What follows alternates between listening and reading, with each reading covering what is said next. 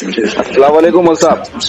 وعلیکم السلام ورحمۃ اللہ وبرکاتہ. خیریت مول صاحب؟ الحمد للہ صاحب. میرے کو ایک چھوٹا تھا ایک میسج دینا تھا صاحب، آپ سے وہی بات کرنا تھا. فری تو ہے نا مول صاحب؟ بولیے انشاءاللہ. یہ مسئلہ کیا ہے بول تو کچھ لوگ ماشاءاللہ قربانی دے رہے کرے، مگر قربانی میں ایسا ہے مسئلہ کہ جو سود خور لوگ دیتے ہیں قربانی، جی فائننس آ یا جی یہ جو چھٹیوں کا کاروبار یا لینڈ کے آفر جی برا لیے تو زمینہ قبضہ کرے تو ان کی قربانی ہوں گی نا مول صاحب؟ پہلی وہ چیز کیا ہے، کسی بھی عبادت کی قبولیت کے لیے شرط اخلاص ہے، جی صاحب. توحید پہ رہنا. اچھا توحید شرط ہے اور نبی صلی اللہ علیہ وسلم کی سنت شرط ہے.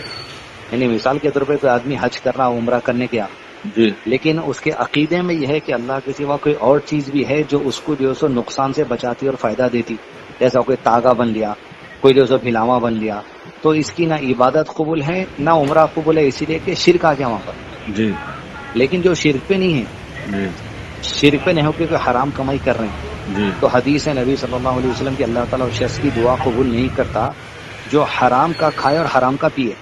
جی یہ اور سود کھانے والوں کے لیے اور کئی معاملات ہیں اس طرح.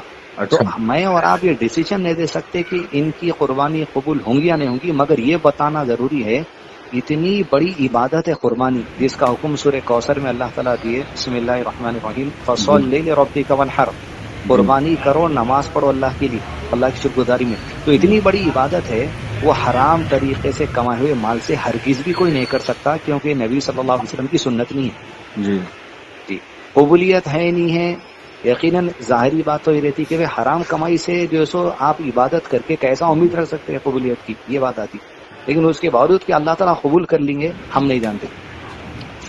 جی مول صاحب، اب یہی طریقے کے مسئلے آ رہے ہیں مول صاحب. جیسا یہ آج کل حیدرآباد میں بڑے بڑے فیشن آئے، اس کے چھت کے بھی نیچے اگر بیٹھ کے کھانا کھائے تو اپن حرام ہے نا صاحب؟ وہ کس کے؟ فائننسر کے.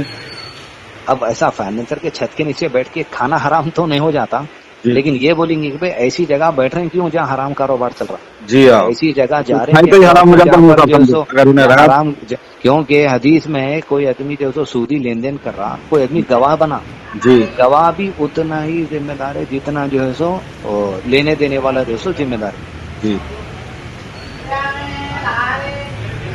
انہیں دونوں گناہوں میں برابر ہیں، ہاں. گواہ بھی اتنا ہی چھ گناہ میں برابر.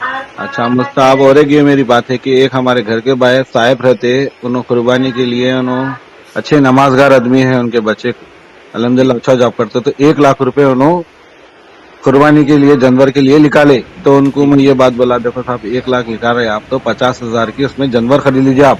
جی 50,000 روپے جو آج کل جو معصوم بچے ہیں، آج کل عورتیں کتابوں کو فیس کو ترس رہے، تو ان کو جی میں یہ بات بولا. جی اگر مول صاحب سے اگر کیا بولتے ذرا علیم بھائی آپ پوچھ کے بولو، آپ تو بولے نہ بولے، تو اس جی کے لیے کیا بولتے ہیں مول صاحب آپ؟ دیکھیے بھائی قربانی ایک انسان ایک دے رہا کافی ہے، جی اور اس کی طاقت کے مطابق دینا انہیں. تو اچھا 1,00,000 روپے کی قربانی دینا میں جانور اتنا ہی نہیں تب رہا، اور اگر 50,000 کی قربانی دینے میں جانور اتنا ہی نہیں تب رہا، تو کم والی قربانی دے لیے تو انہوں پیسے کو اچھی چیزوں میں استعمال کر سکتے. لیکن نہیں، انسان جو ہے تو خالی پیسہ بچانے کی نیت سے کمزور جانور لے لے رہا، ایسا نہیں ہوتا. جانور ہٹا کٹا رہنا، کیونکہ قربانی کے جانور صحت مند رہنا، وہ صحت مند کے لیے پیسہ بھی زیادہ لگتا، اچھے پیسے کے لیے تو اچھی صحت مند ملتی. تو ان کی اختیار کی بات ہے کہ یہ خود بھی عبادت ہے، عبادت میں پیسہ لگتا. صحیح بات. تو مول صاحب یہی بول رہا ہوں، تو انہوں میرے کو پوچھے، بولے علیم بھائی ایسا ہے مسئلہ، بولے تو میں بولا آج کل بچیاں پریشان ہیں بھائی، اگر آپ 50,000 میں اگر اچھا جانور مل جاتا آپ کو، مل گیا تو 50,000 خیرات کر سکتے کیا؟ بولے تو اچھے مول بھائی صاحب اگر کو بولے. 50,000 میں کسی کو اچھا جانور مل رہا، کیونکہ جی قربانی میں جانور صحت مند لینا ہے جی اور اچھا لینا ہے، اچھا جی لینے کے لیے کچھ پیسے لگ بھی سکتے. 50 میں 60 کا آتا ہوں گا، 70 کا آتا ہوں گا، جو بھی آتا ہوں گا جانور. جی ہاں. نہیں 1,00,000 روپے میں مل رہا بھائی اچھا جانور، اس سے کم میں گئے تو جو سو مناسب جانور نہیں مل رہا، تو 1,00,000 روپے کی کر لے دیجیے. ان کا استطاعت چل کے دن لیں گی تو دوسرے بچیوں کو وغیرہ پڑھانے کے لیے پیسہ لگانا ہے تو لگا سکتے. کیونکہ خاص ایک ایسی عبادت ہے اللہ تعالیٰ کو اس دن خون بہانا جانور کا، یہ عبادت سب سے زیادہ محبوب ہے اللہ تعالیٰ کو.